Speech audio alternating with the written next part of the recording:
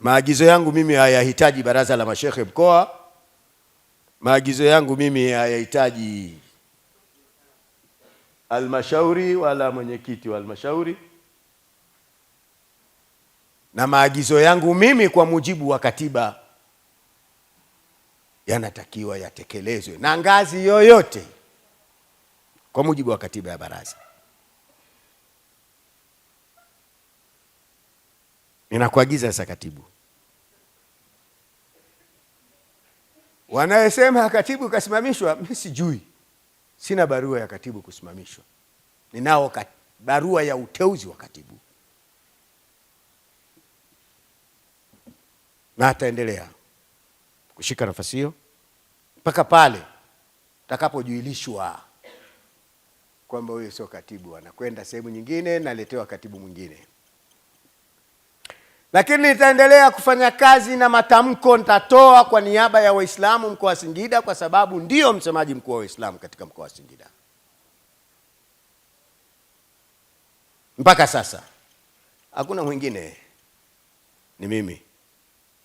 Kama kuna yupo anayeota ndoto za mchana, basi aendelee kuota, kama ambavyo fisi anapotazama mkono anautamani mkono wa mwendaji, anafikiri utaanguka sasa hivi, anakwenda, basi aendelee kuota, kwa sababu nafasi zetu hizi tunawekwa kwa mujibu wa taratibu na tunaondolewa kwa mujibu wa taratibu.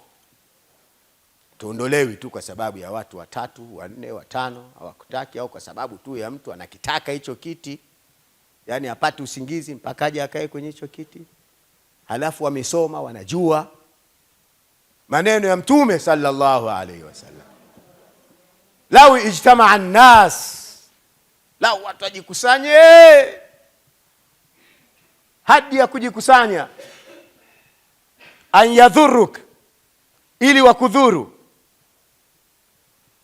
la yadhuruk, hawatokudhuru isipokuwa kile ambacho Mungu amekifanya. Nyie jikusanyeni. Allah keshasema, ndugu yangu, kuwa ndio mstahiki mea ndani ya miaka 5. Nyie jikusanyeni. Usiku msilale na wake zenu wanapiga wanja huko wanakusubirini.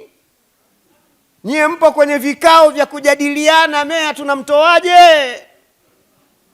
Mpaka mnarudi huko mnakuta lipstiki mdomoni huko ishachoka, mke kalala, poda usoni ishachakafuka. Mlichofanya hakuna,